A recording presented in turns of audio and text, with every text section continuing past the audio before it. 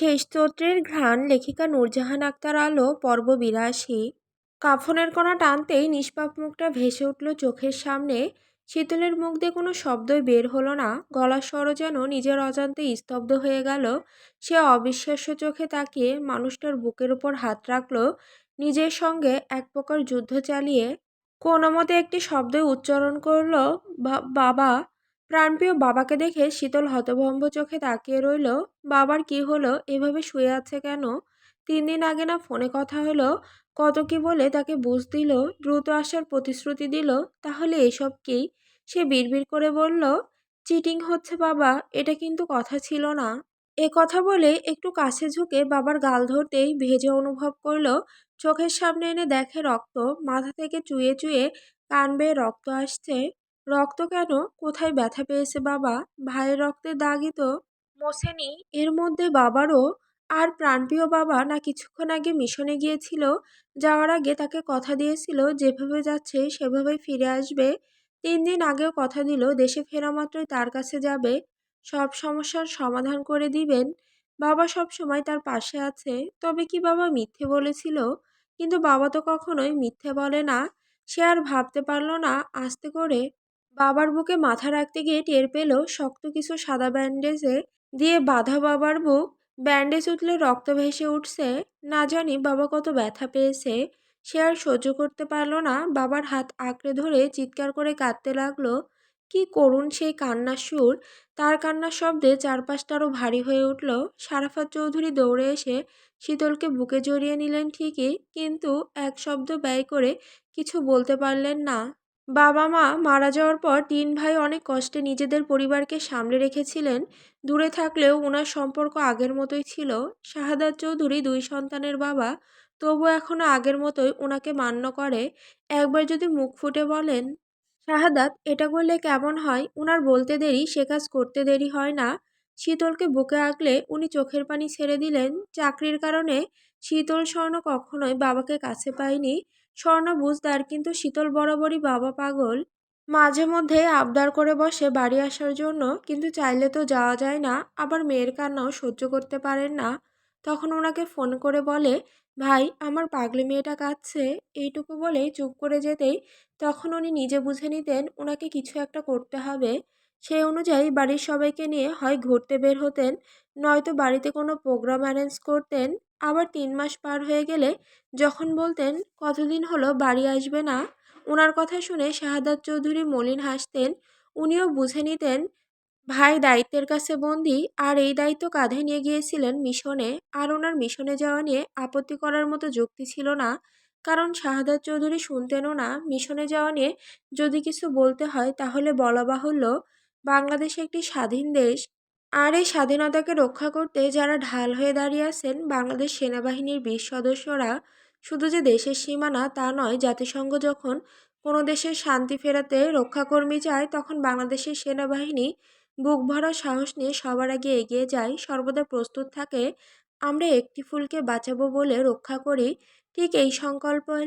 আর সারাফত চৌধুরী ছিলেন বরাবরই দক্ষ ও সাহসী এক অফিসার, যার কারণে মালির মতো দুর্গম এবং ঝুঁকিপূর্ণ মিশনের দায়িত্ব নিজের কাঁধে তুলে নিয়েছিলেন। প্রায় 21 দিন আগে 120 থেকে 150 জন সৈনিক নিয়ে তিনি রওনা দিয়েছিলেন মালির উদ্দেশ্যে। মালি হলো আফ্রিকার একটি দেশ। এটি সাহারা মরুভূমির বিশাল অংশ জুড়ে অবস্থিত। তবে অনেক বছর ধরে ভয়াবহ গৃহযুদ্ধ এবং বিদ্রোহী গোষ্ঠীদের অত্যাচারে জর্জরিত সেখানকার মানুষ। সেখানে শান্তি বলতে কিছু নেই, বরং বাতাসের চেয়ে বারুদের গন্ধ বেশি পাওয়া যায়।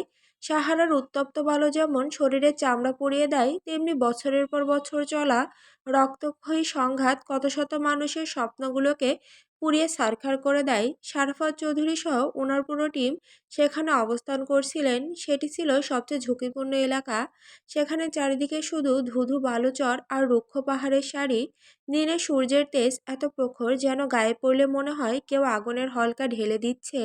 গ্রামগুলো একটি থেকে অন্যটি মাইলের পর মাইল দূরত্ব, মাঝখানে জনমানবহীন মরুভূমি। আর এখানে সবচেয়ে আতঙ্ক ছিল চোরাগোপ্তা হামলা। চোরাগোপ্তা হামলা মানে আতর্কিত হামলা। আরও সহজ ভাষায় বলতে গেলে এখানে মাইলের পর মাইল বালুচর, মানুষজনের চিহ্ন মাত্র নেই, অথচ বালুর স্তূপে মাইন, আইইডি পুঁতে রাখা কিংবা পাহাড়ের খাঁজে স্নাইপার তাক করে রাখা, যেটা দেখে বোঝার কোনো উপায় নেই অথচ পা রাখলেই মৃত্যু। এমন প্রতিকূল পরিবেশে সারাফত চৌধুরীর টিম শুধু সাহসের উপর ভর করে টিকেছিলেন, কিন্তু রোজ কাউকে না কাউকে হারাতে হতো। এমনও হয়েছে ওনার সৈনিক ওনার হাতে শেষ নিঃশ্বাস ত্যাগ করেছে, আবার এমনও হয়েছে চোখের পলকে কারো না কারো দেহ ছিন্ন ভিন্ন হতে দেখেছে। এমতাবস্থায় অনেকেই হাল ছেড়ে দেশে ফিরতে চেয়েছিল, বুঝিয়ে সাহস জুগিয়েছেন। আর এসব মিলে ওনার দিনগুলো ভয়াবহ কাটছিল, যদিও নিজেকে নিয়ে ভাবার কিছু ছিল না, কারণ পবিত্র ধর্মগ্রন্থ ছুঁয়ে একদিন কণ্ঠ ছেড়ে বলেছিলেন, আমি শপথ করিতেছি যে আমি বাংলাদেশের প্রতি অনুগত থাকিব। জল স্থল ও অন্তরিক্ষে বাংলাদেশের স্বাধীনতা ও সার্বভৌমত্ব রক্ষা করিব। ইহার জন্য যদি নিজের জীবন উৎসর্গ করিতে হয় আমি পিছপা হইব না। সেই শপথের কথা স্মরণ করে উনার এখন দুটো লক্ষ্য: হায়নাদের কাছে হার মানবে না, দ্বিতীয়ত সঙ্গের সৈনিকগুলোকে সহি সালামতে দেশে ফিরিয়ে নিয়ে যাবেন। এখানে এসে উনি টিমের সবার সঙ্গে খুব সাধারণভাবে মিশতেন। যখন দেখতেন সৈনিক হাল ছেড়ে দিচ্ছে বা ভয় পাচ্ছে, তখন কত রকমের গল্প শোনাতেন। সৈনিকরাও খুব পছন্দ করতো ওনার সঙ্গ। কিন্তু হঠাৎ দেশ থেকে আসা কলিজার টুকরো মেয়ের খবর শুনে চতুর মানুষটা ভেতর ভেতর কেন জানি মনোবল হারাচ্ছিলেন। নিজেকে বুঝিয়ে সম্মানিত পোশাকটির দিকে তাকিয়ে ব্যক্তিগত জীবনকে সাইডে সরিয়ে দিতেন, কিন্তু পোশাকের নিচে রক্তে মাংসে গড়া একটা শক্ত বুক ছিল। সেখানে যত্ন করে গাঁথা ছিল পরিবার নামক একটি দুর্বল কুঠির। বাড়ি থেকে দূরে থাকলেও অসীম ভালোবাসা যত্ন জমা রাখেন সেখানে। কিন্তু যখন দেখেন কলিজার টুকরো মেয়ে বিপদে পড়ে ওনাকে ডাকছে, আকুতি ভরা সুরে বলছে, বাবা এসো, তাড়াতাড়ি এসো প্লিজ। এতদিন যাদের বুক দিয়ে আঁকড়ে রাখতেন তারা বিপদে পড়ে সরাসরি ওনারই সঙ্গ চাচ্ছে, পাশে যাচ্ছে। বাইরের অপবাদ থেকে মুখ লুকাতে, বাবার ছায়ায় মুখ লুকাতে আকুতি জানাচ্ছে। আরেক সন্তান হসপিটালে মৃত্যুর সঙ্গে পাঞ্জা লড়ছে। পরিবারের উপর দিয়ে একের পর এক বিপদের ঝড় ধেয়ে আসছে। এসব জেনে শুনে কতক্ষণ ঠিক থাকা যায়? যায় না। আর ঠিক না থাকাটা ওনার জন্য কাল হয়ে দাঁড়ালো। নিজের মনোবলের ভিত নড়ে গেল। সেদিনের লোমহর্ষক ঘটনা রোজকার মতো ওই মুহূর্তেও ছিলেন।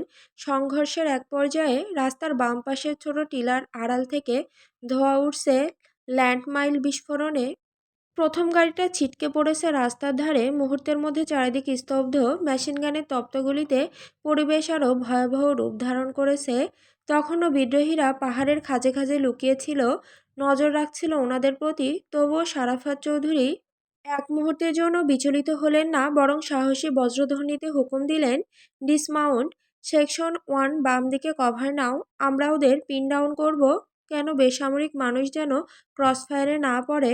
ওনার কথা মতো অন্যরা পজিশন নেয়। চারপাশ তখন ধুলোর মেঘ আর বারুদের কটু গন্ধের ছড়াছড়ি। পরিস্থিতি তখন আরও ভয়াবহ রূপ ধারণ করেছে। এরপর চোখের সামনে ওনাদের আরও দুটো গাড়ি ল্যান্ডমাইনে উড়ে গেল। ওই গাড়িতে ছিল বাংলাদেশের বীর সন্তান রিফাত, জামিল, কাদের, মনির, কার্তিক, সবুজ, মিনার, রাতুল নামের বীর সৈনিক। এক মুহূর্তে তাদের শরীর ছিন্নভিন্ন হয়ে গেল। তাদের অবস্থা দেখে আরিয়ান ছলছল চোখে তাকালো সারাফত চৌধুরীর দিকে।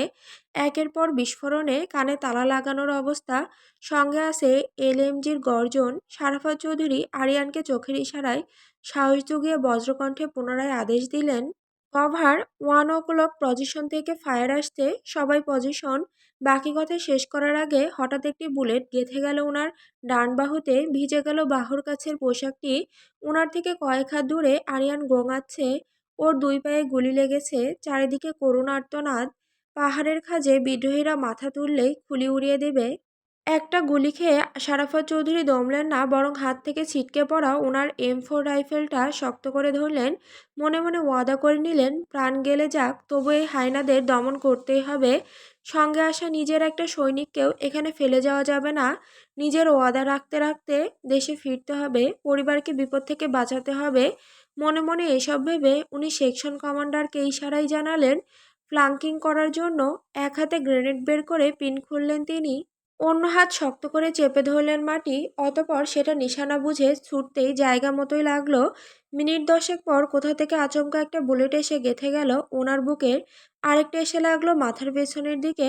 মাথায় বুলেট গেঁথে সেখান থেকে গেল আর আরও বুকেরটা, পিঠের মাংস থেতলে বেরিয়ে গেল। মুহূর্তেই মুখ থুবড়ে পড়লেন সারাফত চৌধুরী। আকাশপানে একবার তাকালেন, দুফোঁটা অশ্রু গড়াতেই কানে প্রতিধ্বনির মতো বাজতে লাগলো, বাবা এসো, একটু তাড়াতাড়ি এসো প্লিজ। কিন্তু উঠে দাঁড়ানোর ক্ষমতা ওনার নেই, চোখের সামনে মৃত্যুর দূত। আর কি যাওয়া হবে, কলিজার টুকরো মেয়েরা একসঙ্গে পথ চলার সঙ্গী, সুন্দর পরিবার, পরিবারের সদস্যদের সবার মুখগুলো স্মরণ করার সময়টুকু হলো না ওনার। তার আগেই শেষ নিঃশ্বাস ত্যাগ করলেন সারাফাত চৌধুরী। ফেরা হলো না আপন দেশে, যদিও বা ফিরলেন, দেহে প্রাণটি রইল না। এদিকে শীতলকে সামলানো দায় হয়ে পড়েছে। বাবার বুকে মাথা রেখে চিৎকার করে কাঁদছে। সারাফাত চৌধুরী বসে থাকতে পারলেন না, উঠে চলে গেলেন।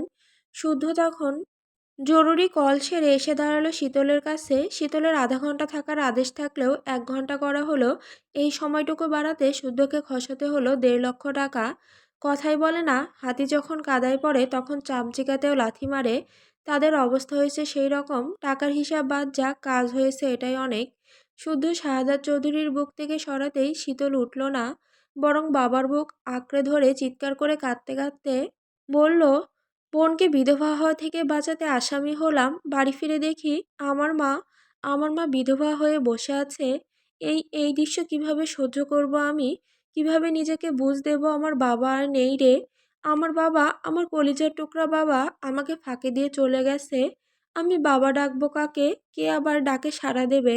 কার কাছে মায়ের নামে অভিযোগ করব আমি? কে আমার শক্তি হবে? কে আমাকে সাহস যোগাবে? তাড়াতাড়ি আসার কথা দিয়ে একেবারেই চলে গেল আমার বাবা। বাবা, বাবা ওঠো, বাবা। বাবা না থাকার অভাবে কারো না রে। বাবা, এ অভাব লাঘব করার ক্ষমতা আমার নেই। বাবা, তোমাকে সাদা কাফনে দেখতে পারছি না আমি। আমার কলিজা ছিঁড়ে যাচ্ছে বাবা, আমার দম আটকে আসছে। শুদ্ধ জোর করে শীতলকে সরিয়ে আনলো সেখান থেকে। শুদ্ধকে আঁকড়ে ধরে কাঁদলো মেয়েটা। উপস্থিত প্রতিটা মানুষ তার কান্নায় চোখের পানি ধরে রাখতে পারল না। তখন ধীর পায়ে স্বর্ণ এলো। শীতল বোনকে দেখে কান্না ভুলে গেল। বোনের এই রূপ সহ্য করার মতো না। চেহারার কি হাল! স্বর্ণ এবার নিজেও বসে পড়ল শীতলের পাশে। এক দৃষ্টিতে তাকিয়ে রইল বাবার মুখের দিকে। শুদ্ধ তখন দু বোনের মাথাতে ভরসার হাত রাখলো। তার নিজেরও কণ্ঠরোধ হয়ে আসছে। বাড়িতে দুজন মানুষের কাছে সব কথা শেয়ার করে পারত, যে কোনো ব্যাপারে সহজে আলোচনা করতে পারত। তারা হলো শাহেদার চৌধুরী আর সায়ন। অথচ তাদের একজন বর্তমানে কোমায় আর আরেকজন একেবারে ফাঁকি দিয়ে চলেই গেল। তারা ফাঁকি দিলেও সে তো পারবে না। যত ঝড় আসুক সবটা তাকেই সামলাতে হবে। সবাই খুব কাঁদছে, অভিযোগ দিচ্ছে, কিন্তু সে পারছে না। এই না পারাটা যে কতটা যন্ত্রণার হাড়ে হাড়ে টের পাচ্ছে। তবে যেদিন সব সমস্যার সমাধান হবে, বিপদের মেঘ কেটে নতুন সূর্য উদয় হবে, সেদিন সেও কাঁদবে, খুব কাঁদবে। ততদিন যত যা কিছু ঘটে যাক, দুহাতে সামলে নিতেই হবে। এসব ভেবে শীতলা স্বর্ণের মাথায় হাত রাখলে দুজনেই ঘুরে তাকায় তার দিকে। তখন শুদ্ধ বলল, শহীদ সারাফত চৌধুরীর মেয়ে তোমরা, ভেঙে পড়লে চলবে। কেউ না জানো, তোমরা তো জানো তোমাদের বাবা হাল ছাড়ার মানুষ না। তবে তোমরা কেন ভেঙে পড়ছো? বাবার মেয়েরা বাবার মতো হতে হবে না? মায়ের কথা ভাবতে হবে না? উনাকে তো তোমাদেরই সামলাতে হবে। মায়ের কথা বলতেই শীতলের টনক নড়ল। সে উঠে বাড়ির ভেতর গেল। সিমিন দেওয়ালে হেলান দিয়ে বসেছিলেন, চোখের পানি অঝরে ঝরে যাচ্ছে। শীতলকে আসতে দেখে ছোট বাচ্চার মতো ঠোঁট ভেঙে কেঁদে দিলেন। শীতল মাকে শক্ত করে জড়িয়ে ধরে বসে রইল। সিমিন জমে থাকা কান্না উগরে দিল মেয়ের কাছে। মাকে কাঁদতে দেখে শীতল আর কাঁদল না। এদিকে ঘড়ির কাঁটা টিকটিক করে ছুটে চলেছে ঘন্টার কাঁটার দিকে। এভাবে কিছুক্ষণ পাথর হয়ে মায়ের কাছে থাকলো শীতল। দুজন মহিলা পুরুষ দাঁড়াতেই বুঝলো সময় শেষ। সে মায়ের কপালে চুমু দিয়ে কান্না ভেজা স্বরে থেমে থেমে বলল, সাবধানে থেকো, আপুর খেয়াল রেখো। সিমিন মেয়ের কাঁধ থেকে মুখ তুলে ফ্যালফ্যাল করে তাকিয়ে রইল। এই কোন পাপের শাস্তি পাচ্ছে উনি? মাথার উপর থেকে ছায়াটা সরে গেল। বড় মেয়ের অনিশ্চিত ভবিষ্যৎ, ছোট মেয়ের এই দশা। এতদিন কি এই দিনের জন্য বেঁচেছিলেন? শীতল সিতারা আর সিরাতের দিকে তাকালে ওনারা শব্দ করে কেঁদে ফেললেন। কথা দিলেন তার মা বোনের খেয়াল রাখবে। এইটুকু প্রতিশ্রুতি পেয়ে শীতল পুনরায় ওর বাবার কাছে এলো। বাবার হাত আঁকড়ে ধরে ঝুঁকে চুমু খেলো বাবার কপালে। কানে কানে ফিসফিস করে বলল, শেষ যাত্রায় একটা সিক্রেট কথা শুনে যাও বাবা। কথাটা হয়তো বলতে চেয়েও কোনোদিন মুখ ফুটে বলা হয়নি, কিন্তু আজ চিৎকার করে বলতে ইচ্ছে করছে। তোমায় অনেক ভালোবাসি বাবা। সারাটা জীবন তুমি শুধু আমাদের ফাঁকি দিয়ে গেলে। কখনো দেশ, কখনো দেশের মানুষ, আর কখনো ওই জলপাই রঙের পোশাকটার দোহাই দিয়ে আমাদের থেকে দূরেই থাকলে। বাবার আদর ঠিকমতো পাওয়ার আগেই তুমি কর্তব্যের চাদরে মুখ লুকালে। আমার উপর যদি তোমার সামান্যতম দাবি থাকে বাবা, তবে ফিরে এসো। এবার বাবা হয়ে নয়, আমার সন্তান হয়ে আমার কোলে ফিরে এসো। আমি তোমায় আর একটি মুহূর্তের জন্য চোখের আড়াল হতে দেব না। সেই সবটুকু সময় আমি তোমায় দেব, যা তুমি আমাকে দিতে পারোনি। ফিরে এসো বাবা, ফিরে এসো। এ কথা বলে এবার শুদ্ধের দিকে তাকালো, তারপর থেমে থেমে বলল, আমার বাবার শরীরে আজ না জানি কত আঘাত, কত ব্যথা। আপনারা যখন ধরবেন, একটু আস্তে করে ধরবেন আমার বাবাকে। যত্ন করে শুয়ে দিয়ে আসবেন শক্ত মাটির বিছানায়। আমি মেয়ে হয়ে তো সেসব পারবো না, তাই সবার মতো আপনার ঘাড়ে দায়িত্ব চাপিয়ে দিয়ে গেলাম। আসছি আমি।